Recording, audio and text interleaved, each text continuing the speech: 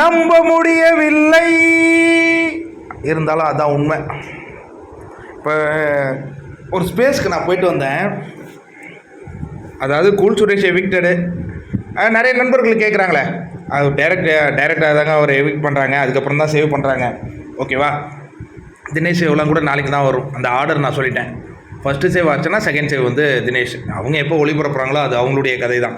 இப்போ ஒரு ஸ்பேஸில் வந்து பெரிய ஒரு ஆள் அவர் பேசினார். விஷ்ணு எவிக்டட் அப்படிங்கிற அந்த தகவலை கொடுத்துருக்காருங்க. எனக்கு ரொம்ப ஷாக்கிங்காக இருக்குது. கண்டிப்பாக எனக்கு ஷாக்கிங்காக இருக்குங்க.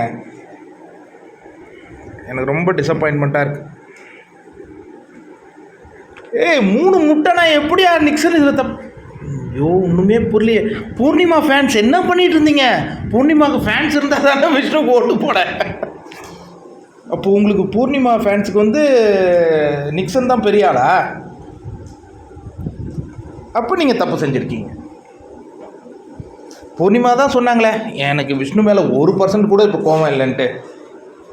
அந்த பையன் ஒவ்வொரு நாளும் தூங்க போகிறதுக்கு முன்னாடியே அப்பா கட்டி பிடிக்கலாம்ப்பா, 5 நிமிஷமாக மூச்சு மூற மாதிரி கட்டி பிடிப்பான் ஒருத்தன். ஐயோ என்னத்த நான் சொல்கிறது. உங்களுக்கு நிக்சன் தான் பெரிய விஷயமா இருந்தால், ஏன்னா இது வந்து இப்போ என்ன நடந்துடுச்சு உண்மை என்னங்கிறத உங்கள்கிட்ட நான் சொல்கிறேன். இப்போ மாயா, பூர்ணிமா, விச்சுமா சப்போர்ட்டர்ஸ், எனக்கு அது இன்னும் கடுப்பாகுது. எப்படியா அந்த பையனை ஆதரிச்சிங்க? பாவியா விஷ்ணு இருக்கும்போது அங்கே நல்ல காமெடி இருக்கும்பா.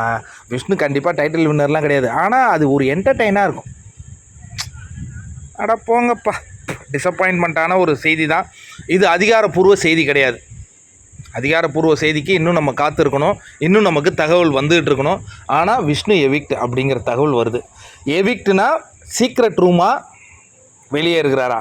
அந்த கொஷினுடன் இந்த வீடியோவை முடிக்கிறேன்.